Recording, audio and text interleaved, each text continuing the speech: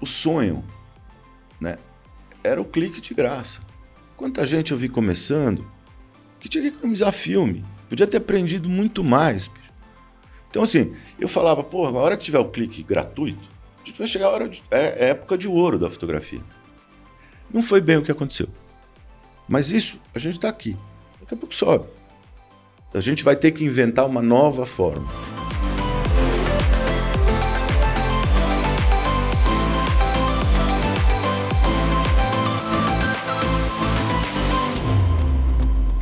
E olha só, continuando aqui a nossa trilha do fotógrafo profissional. E hoje eu vou conversar com o Dimitri Lee. Ô Dimitri, olha, nesse episódio aqui eu vou fazer uma coisa diferente. Eu não vou te apresentar.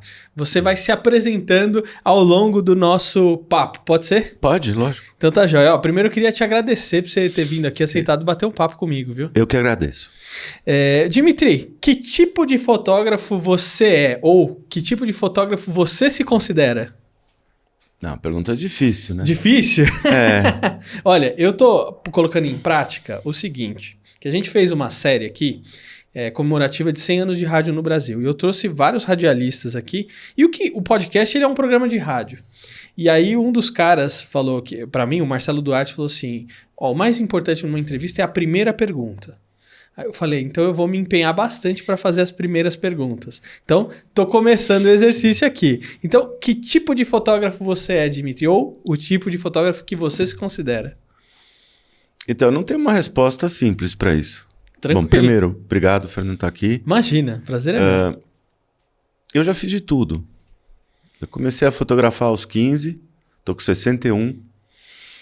Eu já fiz de tudo, né? Tem coisas que eu acho que eu me dou melhor. Com o quê? Coisas mais paradas, né? Eu sou um péssimo fotojornalista. Embora já tenha feito. E fiz recentemente um trabalho que eu achei que ia dar tudo errado. Que era uma pegada mais rápida. E acabou dando certo, né? Quer dizer, eu achei que deu certo. Então eu já fiz de tudo. Já fiz conflito, já fiz publicidade, já fiz fotojornalismo, já faço foto autoral, faço paisagem. Acho que eu já fiz de tudo, cara. Conflito não é difícil? Você tem que correr, né? Senão atira em você, simples. Dá medo. Tem alguns tipos de trabalho que eu não ia conseguir fazer. Eu acho que conflito é um desses. Dá medo, né? Foi em 2001, em Foi Angola. Aqui? Angola. Ainda a guerrilha ainda funcionava. Não fui no front mesmo, não fui. Mas é estresse, né? É muito estresse. A guerrilha acaba em 2002, tá no finzinho, né? Mas é tudo muito tenso, né? É tudo muito tenso, né? Comida, água, é o risco todo dia. É uma sobrevivência. Você mais ou menos assim, eu vou pra lá e você fica entre fazer a foto e sobreviver, né? Mais ou menos isso. Primeiro sobreviver, depois fazer a foto. Se você não sobreviver, não tem foto Não tem amanhã. foto, né? Não tem foto. Né? Mas já fiz de tudo. Publicidade, capa de disco. Acho que eu já fiz de tudo, cara. E hoje você faz o quê? Continua fazendo de tudo? Então, eu tô mais na pegada, até por falta de mercado, eu tô fazendo um trabalho autoral. Faz um tempo que eu desenvolvo uns projetos, aí vai pra galeria, aí normalmente ninguém compra, mas às vezes compram. E é isso, um trabalho mais autoral, né? Mas continuo fazendo fotografia comercial, menos, quer dizer, o mercado tá difícil, mas eu não nego o trabalho, não.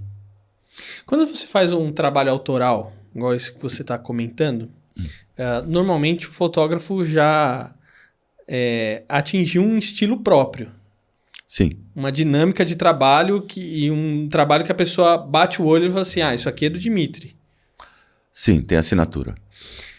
Como que você cria o seu estilo próprio? É copiando primeiro? Copiando alguém? Ou eu mesmo? Quando eu digo copiando, eu imagino copiando alguém. Mas interessante essa colocação. O pior é copiar a si mesmo. Pior do que copiar o outro. Você nunca deixar de fazer aquilo que o mercado entendeu que você fazia. Você tem mais medo. Lógico que a gente olha a gente, né? Você tem o ídolos, como todo mundo, e acho que pelo menos num primeiro momento você quer fazer igual, ou parecido, ou tentar andar um pouquinho a mais daquilo que você viu. Quer dizer, como eu vou dizer, falar sobre aquilo, né? Enfim. Então, sim, eu tenho pessoas que eu me inspiro, né? Nem são muitas, mas e a maioria estão mortas. Mas o fotógrafo está entrando em extinção, Dimitri? acho que sim. Quer dizer, o fotógrafo como eu conheci, quer dizer, existe um outro fotógrafo. Quer dizer, eu acho que mais do que falar a extinção do fotógrafo, a gente pode falar numa alteração muito grande do ofício. Que, obviamente, gente da minha idade tem muita dificuldade para se adaptar. Quer dizer, aquela fotografia que eu comecei, que eu entendi a profissão, aquela fotografia não existe mais. Né? E hoje a fotografia é um excepcional negócio. Só que não para a gente. Para o Instagram, por exemplo, para o Facebook. Né? Então eu acho que a crise é do ofício, não da imagem. É óbvio que a gente é velhinho, fica saudosista, fala no meu tempo, essas coisas, nostálgico. Então, assim, sim. Né? Eu acho que a fotografia vive um momento de transformação muito grande. E que, para a gente, às vezes é difícil. Mas esse é um problema meu, não da fotografia. O que mudou? Porque você comentou que você tinha uma fotografia que você conheceu. Sim. E você tem uma fotografia hoje. Sim. Eu acho que uma das coisas... sei lá, eu venho do filme. Eu adoro chapa grande. Né? Eu adorava entrar no laboratório, ainda entro. Né? Eu acho que uma parte daquela culinária que a gente fazia, gambiarra, laboratório, isso passou tudo para grandes empresas. Né? Então a gente perde um pouco a assinatura, a identidade. Quer dizer, hoje você vai... A assinatura está no Photoshop, está na Adobe, está no filtro do meu celular. Então, isso, de alguma forma, massificou e também equalizou. Mas equalizou por baixo, que é pelo menos o que o pessoal está comentando aqui. Eu acho difícil dar um juízo de valor. Até porque, óbvio que se eu for dar um juízo de valor, vai ser ruim. Mas eu... Pela referência que você tinha. Eu tenho 61 anos, isso é nostálgico. Eu não acho que eu tenho que falar, sabe, no meu tempo. E você acha que é tipo aquela nostalgia, tipo, vinil, era muito melhor ouvir vinil? Eu acho que sim, acho que sim. Né? Eu acho que o futuro é sempre melhor. Talvez não seja para mim. Mas ele está acontecendo. Então ficar olhando para o futuro e ficar se lamentando, acho meio esquisito. Até porque eu sou parcial. Lógico que eu preferia voltar para o filme. Porque lá é a minha prainha. Mas o tempo andou, bicho. Eu também gostaria de ser... Do meu pé não tá doendo. Né? Tem muita gente que tem 20, bicho. Eu tenho 61, é simples. Então, esse apego a uma época de ouro, eu acho que é muito pessoal, muito geracional.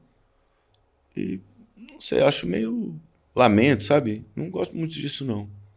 E lógico que eu me sinto deslocado nesse novo mundo. Óbvio que sim. E eu não sou ruim de informática. Eu já trabalhava com informática junto com foto. Eu trabalhei com Photoshop 1.0, que tinha 16 tons de cinza. E eu achava incrível. E eu falava, isso é o futuro. Né?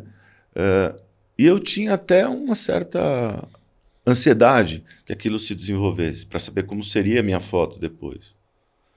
Então, assim, eu não tenho problema com isso, nunca fiquei muito chateado. Pessoalmente, eu tenho perdas. Mas normal, como eu tenho perda, eu tenho dor no ciático.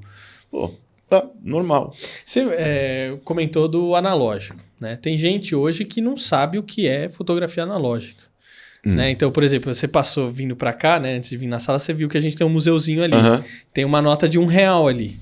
Né? A nota de R$1 saiu de circulação em 2005. Então, certo. Tem gente hoje que não sabe o que é uma nota de R$1. Perfeito. Ainda mais foto analógica. Tem gente que não sabe o que é aquele telefone de disco. Né? Sabe o telefone de disco? Pra você discar e tal. Tem gente que não sabe o que é isso. Então tem fotógrafos hoje que não sabem o que é a fotografia analógica. Certo. Que só estão ali, cartão de memória e beleza. Uma coisa é a gente trabalhar com filme, outra coisa é a gente trabalhar com cartão. Tem diferença? Vou fotografar com filme ou vou fotografar usando o meu cartão? Fernando, posso fazer uma digressão?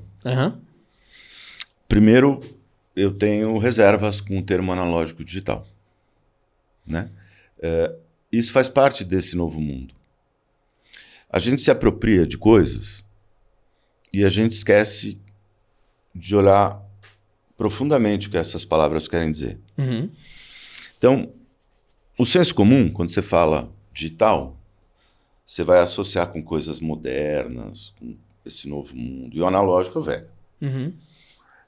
Talvez não seja assim. Se você procurar a definição de analógico digital, basicamente o que você vai encontrar o analógico é um campo contínuo. O digital é um campo descontínuo. E isso existe há milhares de anos, esse conceito.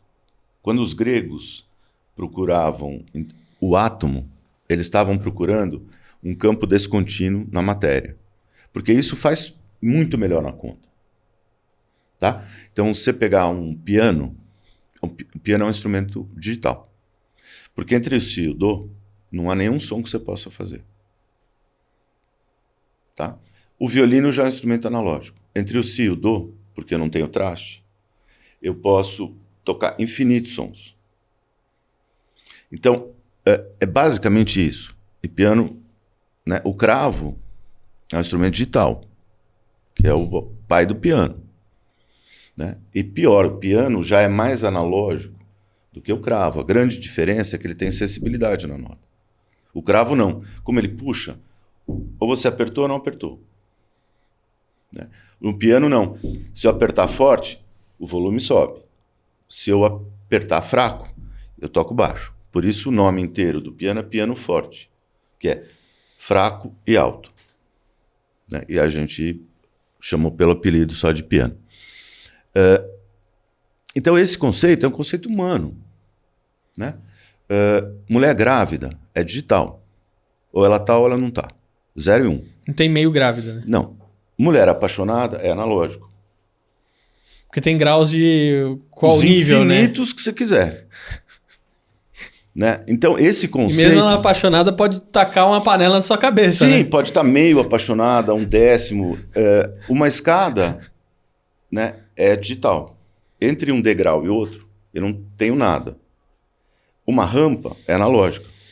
Eu posso subdividir uma rampa infinitamente. Uma escada, não. Né? Eu só posso dividir uma escada pelo número de degraus. Né? Bom, vamos lá.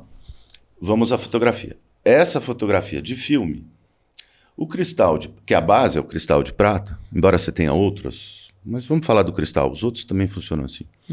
Ou o cristal está exposto ou não. Simples, não tem cristal meio exposto. Portanto, é ou ele digital. queimou ou não queimou. Ou ele foi exposto e tem imagem latente e você revela, ou ele não foi exposto. Tá? Se você me perguntar, então como é que eu tenho tons de cinza? É porque eu tenho cristais de tamanhos diferentes naquela emulsão. Tá? Um lite, por exemplo, um codalite, eu só tenho um tamanho. Por isso, ou é 0 ou é 1. O outro não, eu tenho uma quantidade que é finita. Tá? Então, o que a fotografia de filme é digital. Não é analógico. Por outro lado, essa câmera. O sensor é analógico. Se você olhar no manual, você vai ver que depois do sensor tem um conversor analógico digital. Em tudo isso aqui. Por quê? Porque para o computador ele não consegue fazer cálculos analógicos. Então eu preciso estabelecer, e o computador, no final, ele trabalha com base binária. Sim ou não? 0 e 1. Uhum. É o que está gravando. Né? Quantidade gigante, por isso você está falando, eu falei do Photoshop 1.0. Eu tenho 16 tons. E eu não tenho nada entre eles. Agora, sei lá, tenho 3 bilhões. Mas, de qualquer forma, é um número finito. Tá? Mas o sensor não. Então, se a gente quiser levar a sério, ser nerd, chato, a grande invenção foi da fotografia de captura analógica. Claro. A digital sempre existiu. Mas isso é puta digressão de nego chato, né, bicho? Chato pra caralho. Mas essa eu acho porra. que é um conceito que as pessoas desconhecem. Então, a gente volta à questão da perda de assinatura. A gente está num momento muito rápido e a gente está perdendo profundidade. Então, vamos Eu estou lá. falando de tudo. Sim, mas vamos, por exemplo, se Não a só gente de pegar igual você tinha lá fotografia de filme, hoje você faz a eletrônica. fotografia eletrônica com cartão digital. Isso. O Cartão de cartão é memória. digital. O cartão Isso. é digital. O sensor é analógico. O que traz para isso é a velocidade e por conta da velocidade a gente tem a perda de profundidade? Acho que sim. Acho que sim. Imagina que você está num rio nadando. Quando você afunda, você não nada para frente, bicho. Você só escolhe um sentido. A gente está muito na superfície nadando muito rápido. E a gente está perdendo profundidade. Eu não estou falando só de foto. Né? Estou falando de tudo. Não, a gente tem um cérebro limitado. Ou você afunda, né? Ou você faz assim. Então, sei lá, uma das coisas que eu amava a técnica, né, é dye transfer. Que é transferência de pigmento. Para fazer uma cópia, cara, demorar uma semana. Eu não faço mais dye transfer porque as químicas e o filme não existem mais. Mas eu adorava. Quer dizer, hoje, bicho, eu faço assim, né? E aí, voltando à questão que você me perguntou, eu fiz essa digressão maluca, né? Tem diferença, né? Eu ainda fotografo com 8x10 chapa. Não é pela imagem, porque a minha Hasselblad eletrônica segura, né? É pela forma de trabalhar. Então, por exemplo, tem um trabalho que eu fiz no deserto, que eu levava a minha Gerdorf nas costas. Né? Então eu andava o dia inteiro a pé. A porra pesa uns 12 quilos. Né? Com puta de um sol. E eu levava quanto? 10 chapas. Por um dia. Porque era o que eu conseguia carregar. Filme pesa, bicho. Chapa de pulmão, cara, desse tamanho. Não cabe. Então, eu tinha que pensar e economizar. Na minha raça, na minha Sony, bicho, esquece. Cartão de 512. Me faz... Então, eu não estou dizendo que uma era, legal, de novo. Não estou sendo saudosista. Sim. Só estou dizendo que são coisas muito diferentes. Né? Então, como é que eu trabalho com câmera eletrônica? Né? Eu metralho e depois eu vou ver o que aconteceu. Como é que eu trabalho com a Gerdorf? Eu tenho 10 chapas, cara, pro dia inteiro. Então, a edição é anterior. São pensamentos diferentes. Né? Você faz uma pré-produção. Quando você está no deserto, você tem que falar, porra, vale a pena? Porque eu tô andando a cacete, bicho. Tenho 10 cliques. Então, será que eu faço agora? Né? Então, você não vai ter um melhor depois, né? E depois não dá. Aí eu não tenho... Terminou às 10, bicho, pode voltar.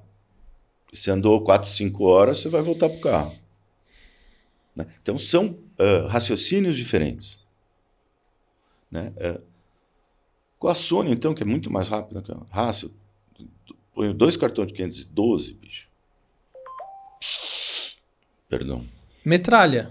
Metralha, pronto. Depois vê o que aconteceu. Que é um pouco... eu fico pensando que é um pouco a diferença do sujeito ter uma metralhadora e o outro que é sniper. Então, são formas de você encarar o alvo muito diferentes.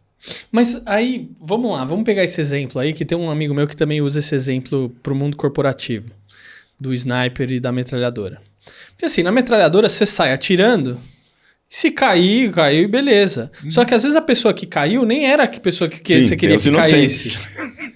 Entendeu? No sniper, não. Sim. Você atirou, você caiu quem você queria que caísse. Sim.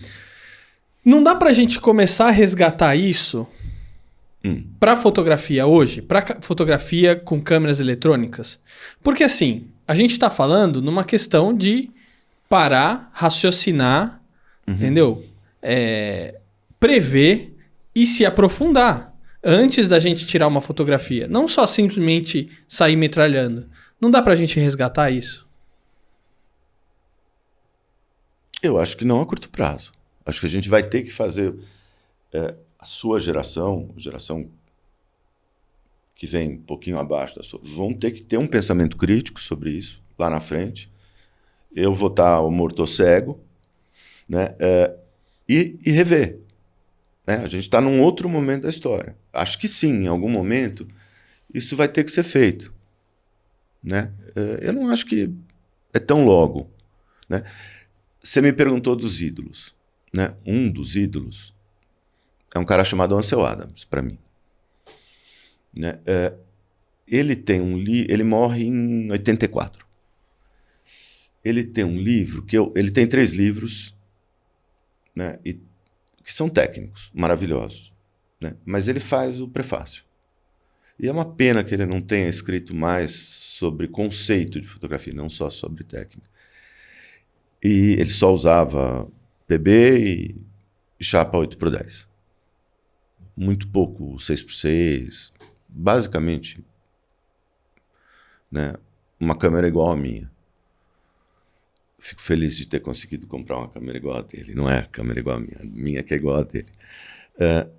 E ele termina, eu acho que ele tem a cópia, ele tem o print e ele tem o negativo. Eu não sei qual desses prefácios. Ele termina falando, então, virão câmeras eletrônicas, tem o sensor. E eu estou muito curioso para usar. Ele morre. Então, eu acho que assim, não é essa coisa de puta, na minha época que era bom. Lógico que a gente tem que olhar as coisas. Porque eu acho que assim, o cara que tem profundidade, ele vai continuar tendo profundidade no eletrônico. Acho que sim, mas é Se outra profundidade. Se o cara profundidade. é superficial, ele vai ter superficial no analógico ou no eletrônico. É outra profundidade. Porque, ó, uma coisa interessante, né? Eu fui dar uma palestra para um pessoal de rádio, TV e jornalismo sobre podcast. Certo. O pessoal tá na faculdade, tem 17, 18 anos. E eles falaram que, porque parece que tá tudo muito igual, os podcasts. Eles falaram, hein? Achei interessante isso. E num outro papo que eu tive, numa rádio que eu fui, que o pessoal vai começar, a própria internet, a própria audiência, vai começar a filtrar. Eu assim, isso aqui tá tudo igual. Pô, o que tá diferente? E às vezes o que você vai ver que tá começando a se diferenciar é o pessoal que começa a aprofundar em algum determinado aspecto. Então se a gente pega o Instagram, por exemplo, aí você vai ver lá, putz, é tudo mesmo filtro, tá tudo igual. E aí chega uma hora que o pessoal se cansa. E aí para você começar a fazer diferente, você tem que se aprofundar. Não sei se você tem esse sentimento, tô falando bobagem. Não, concordo plenamente. Acho que é isso mesmo. Eu acho que, por exemplo, se você pegar em música, ou cinema, né, livro, você lançar um disco, até, sei lá, até o streaming, mesmo que fosse CD, era caro pra cacete. Vinil era mais caro ainda. Então, você já tinha uma curadoria. Quer dizer, curadoria. Essa é a palavra. Quando o cara chegava a gravar um disco, havia uma curadoria. Quando você, hoje, tem a música praticamente de graça, não tem curadoria. Você pegar e-book, Quer dizer, quando o cara fazia um livro, ele escrevia um livro, ele tinha que apresentar para a editora, daí o cara ia ver se é o quê. Então, a cada 10 livros que chegavam numa editora, sei lá, um era impresso. Não, hoje você nem tem editora mais. Não tem porra nenhuma. Você faz e você mesmo abraço. inclui. Então não há curadoria. Né? E eu acho que isso vale para cinema, vale para vídeo, vale para música, para internet. Então, assim, essa ausência de curadoria faz com que o consumidor, vale para foto, fique muito confuso. Você não sabe. Né? Sei lá, eu adoro o Kindle, por exemplo. Adoro o Kindle. Eu entro na Amazon, eu tenho dificuldade para saber o que funciona. Tem muito lixo. Antes, e tem muito mais coisa. Tem muito lixo. Aquela curadoria que a editora fazia, esquece. Ou que a gravadora fazia, esquece. Mas porque é o que está vendendo. Hoje a editora a gravadora vai ver, vai vender? Entendeu? Então faz. Se não for vender, não adianta ser bom. Não, mas se eu quiser, eu escrevo um livro e põe na Amazon. Pronto. Né? E eu acho que isso vale para foto. Né? Põe no Facebook e pronto. Né? Então, eu acho que... e óbvio que, de alguma forma, a gente vai ter que inventar uma nova forma de curadoria. Quer dizer, ficar do jeito que a gente está, não vai rolar. Bicho, né? Então, só voltando à foto. Quer dizer, quando eu comecei a ver a história da... Sei lá, quando eu fotografava com filme, né? O sonho, né, era o clique de graça. Quanta gente eu vi começando que tinha que economizar filme. Podia ter aprendido muito mais. Bicho. Então, assim, eu falava, porra, a hora que tiver o clique gratuito, a gente vai chegar a época de ouro da fotografia. Não foi bem o que aconteceu. Mas isso, a gente está aqui. Daqui a pouco sobe. A gente vai ter que inventar uma nova forma. Né? Que eu não sei a menor ideia de qual vai ser. Mas óbvio que ela é necessária e vai acontecer. Acho que é isso. Que legal. Cara, é que começou, você falando assim, a gente discutindo sobre isso, comecei até a pensar umas dinâmicas diferentes em se dar aula sobre fotografia.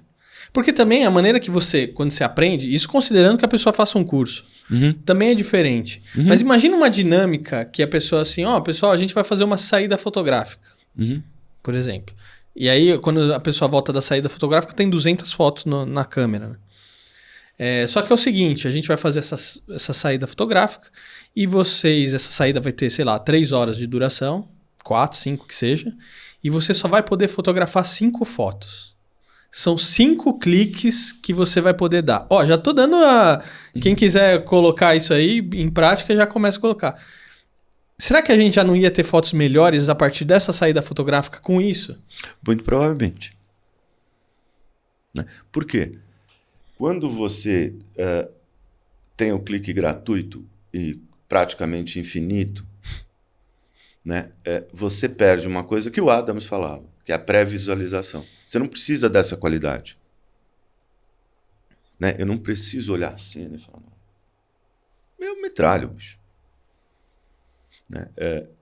E isso, eu acho que para o raciocínio do fotógrafo, quer dizer, para o aprendizado do raciocínio, falta. Você simplesmente metralha. Né?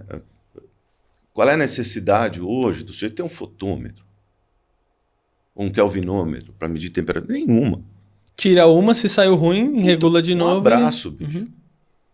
Quer dizer, então, tudo... Por exemplo, um dos grandes pesadelos, eu já tive muito, refação. Você vai lá, puta de um trabalho, e você errou alguma coisa, bicho. Aí você liga para o cliente, para a agência, e fala, bicho, deu ruim, né? Foi mal. E eu tenho histórias terríveis de refação. Né? E deu ruim.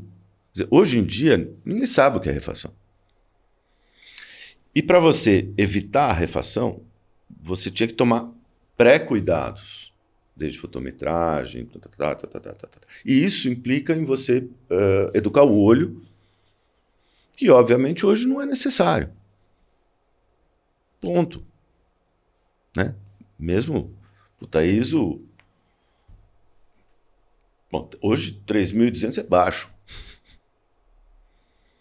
Né? Para mim, 3.200 naquela época, nem pensar.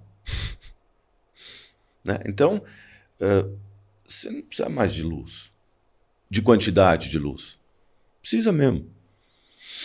Então, eu tô ficando saudosista, né, bicho?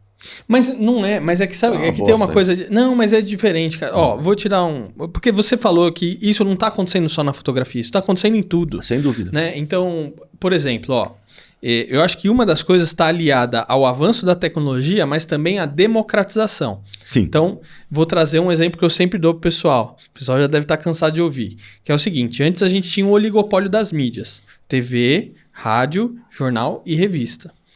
Aonde eu teria a oportunidade de ter um programa igual esse aqui que nós estamos fazendo?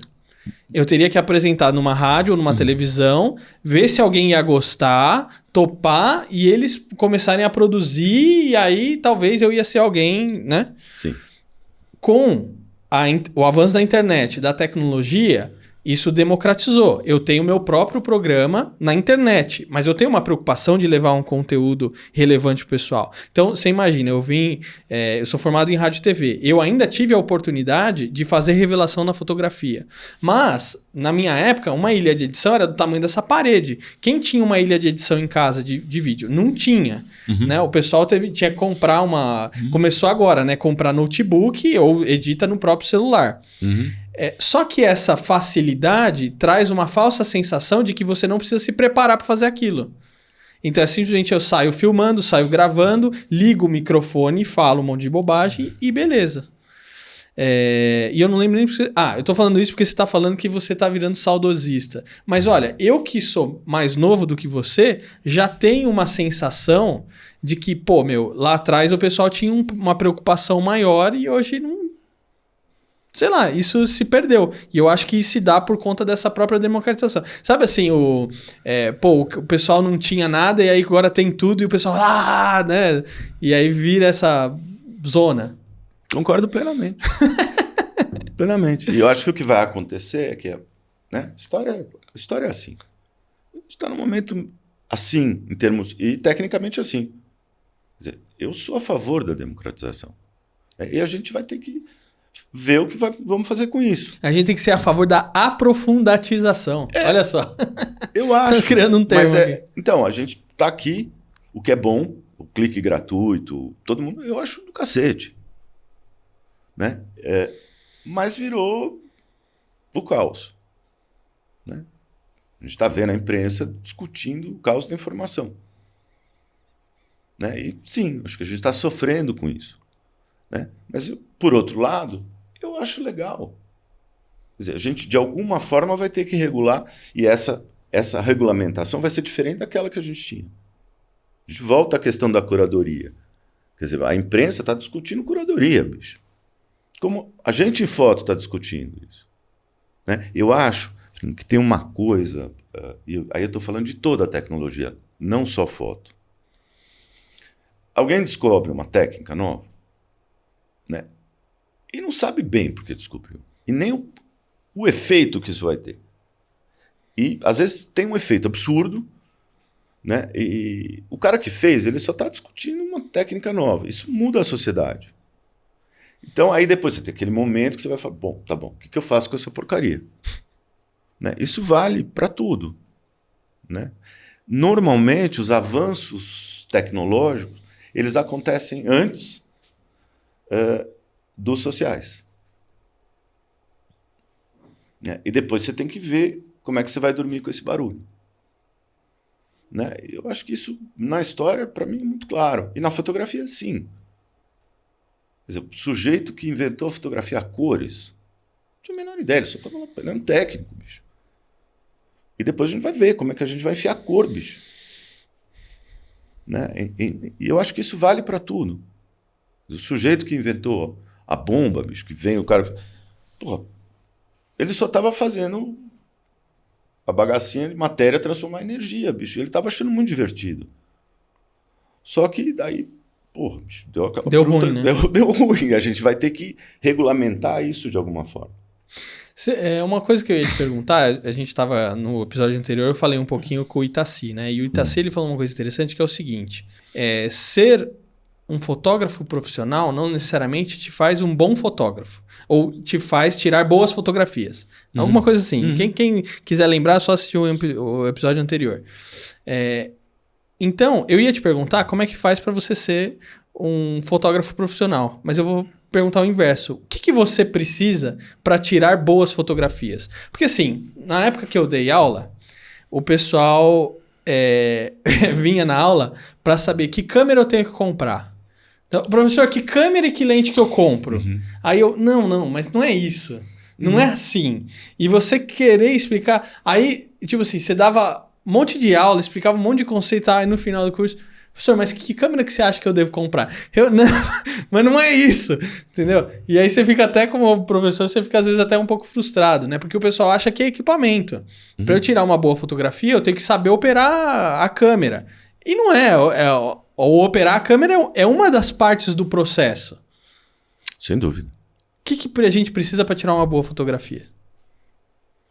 Bom, primeiro, uma pequena piada. Eu até hoje não sei.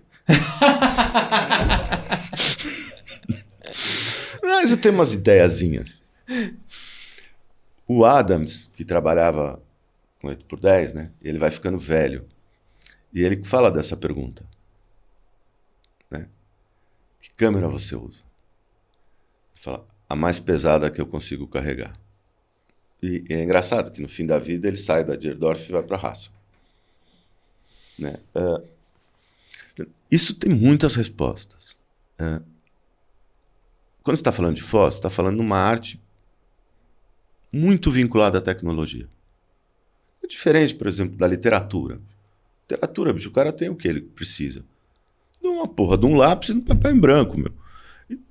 Isso existe há milhares de anos e não mudou muita coisa. E se não tiver lápis, faz com carvão. Né? Mesmo pintura, também tem mais de milhares de anos. Né? A fotografia não, é uma arte tecnológica. Né? Então você tem um vínculo maior com a tecnologia do que você tem em outras artes. Cinema também. Né? Pessoalmente, eu tenho uma relação com alguns equipamentos que é emotiva. Lógico que eu prezo, mas assim, eu preciso gostar da câmera, dela. Né? Eu me apego à câmera, né? Ou a uma objetiva, ou a um fotômetro. Né? Eu preciso gostar dela. E quando eu gosto dela, ela começa a gostar de mim. Eu trato bem, ela me trata bem. E tem câmeras que tecnicamente são ótimas, eu odeio. E ela não gosta de mim. Né? Então a questão do equipamento, ela é bem relativa, eu acho. Né? Às vezes, óbvio que, porra, se você vai fazer uma coisa veloz, é difícil você usar 8x10, cara. Entendeu? Sei lá, um trabalho que eu fiz há pouco, na pandemia, é São Mateus. Você entra na comunidade, bicho. Tem todos os problemas, quer dizer, a Covid era só mais um problema. Tem todos os outros. Eu até um dia levei a Gerdorf. E, óbvio, ficou uma bosta. Porque sim. E levei porque eu gosto dela. Levei ela passear, falei, quando expliquei para ela, estou fazendo esse trabalho, tá legal, né? Tô morrendo de medo de pegar a porra do vírus, mas vamos lá. Mas lógico que eu fiz com a Sony. Né? Então, existe o equipamento adequado ou mais adequado, mas também... Para cada situação. Para cada situação. Né? Mas também, para mim, pessoalmente, eu preciso gostar, eu tenho que ter uma relação emocional, afetiva. Né? Muitas vezes eu usei um equipamento que não era o mais adequado, mas é porque eu gostava mais dele. E aí você dá um jeito de funcionar. Agora, se for muito errado, aí você vai ter um problema. Tipo a Gerdorf, em São Mateus, no meio da comunidade, numa pandemia, antes da vacina. Né? Não é adequado. Né? Então, de novo, eu acho que a gente trabalha com uma arte tecnológica. Então, esquecer esse ponto, e óbvio que não tem uma receita de bolo. Não tem uma fórmula mágica. Não tem receita de bolo. Né? é sal a gosto. Né? Em qualquer receita, sal a gosto, bicho. Cada um tem um paladar. Óbvio que tem que ter sal. Né? Não pode ter muito também. Né? Tem uma tia da Anne, eu tenho até medo desse negócio de sal a gosto, que ela, não, põe mais sal. Não, mas tá salgado. Não, tá sem sal ainda. Então... O cara tem um AVC, né, bicho? Então, é isso. Quer dizer, você não vai ver, dificilmente você vai ver uma receita que o cara fala, não, é tanto de sal. Normalmente é sal a gosto, né? Então, eu acho que tem que ter sal, né? Eu acho que equipamento é isso, quer dizer, é sal a gosto. Que fotografia sem sal já tá cheio. Pois né? Bicho. Ô, Dimitri, pra gente fechar, qual que foi o trabalho mais empolgante que você já fez? A última capa do Raul Seixas. Que legal. E quase foi um desastre. Por que quase foi? Você pode contar? Lógico. A gente tá fechando? Quanto tempo eu tenho? Não, conta. Então, um dos meus clientes era a WA. Né? Eu amava o Raul desde os 12 anos, bicho. E a Silvia, que era quem me chamava para fazer foto no WA, me ligou e falou, tem uma capa de disco aí para orçar. Falei, legal. Normalmente capa de disco, você quer saber quem é, você precisa ouvir a música, porque por mais que você tenha um layout, normalmente não tem, você precisa ter uma ideia do que você vai fazer. Falei, Silvia, quem é? É o Marcelo Nova e Raul Seixas. Falei, então, Silvia, eu ganhei a concorrência. Falou, como ganhou? Falei, sim, simples. Se alguém der 0, eu pago. Então, meu orçamento é 0. Aí você me avisa se o outro deu 0, aí eu começo a pôr dinheiro. Ela falou, então acho que você ganhou. E aí eu falei, mas tem uma paga. Falou, qual? Eu quero fotografar a gravação do disco. Quero ir para o estúdio com eles, não é só a capa. Ela falou, tudo bem. Então eu cheguei no estúdio cheio de equipamento, flash, não sei o que, os caras estavam fazendo o disco. E aí eu fui encontrar o meu Deus. Cheguei, Raul, eu quero fazer a capa que você quiser. Me conta. Aí, imagina você encontrar Deus, né? E aí ele começou a me falar que ia ter uns tridentes, umas peças de xadrez. Eu não estava entendendo porra nenhuma. Entrei em desespero. Imagina você encontrar Deus e você pergunta o sentido da vida, ele te fala tudo e você não entendeu merda nenhuma, né? Então eu entrei em desespero. Aí o Marcelo me chamou num canto e falou, Dimitri, é o seguinte, desencana, faz uma capa boa pra gente, tá? E a história é mais longa, mas... E foi uma delícia. Deu certo. Não.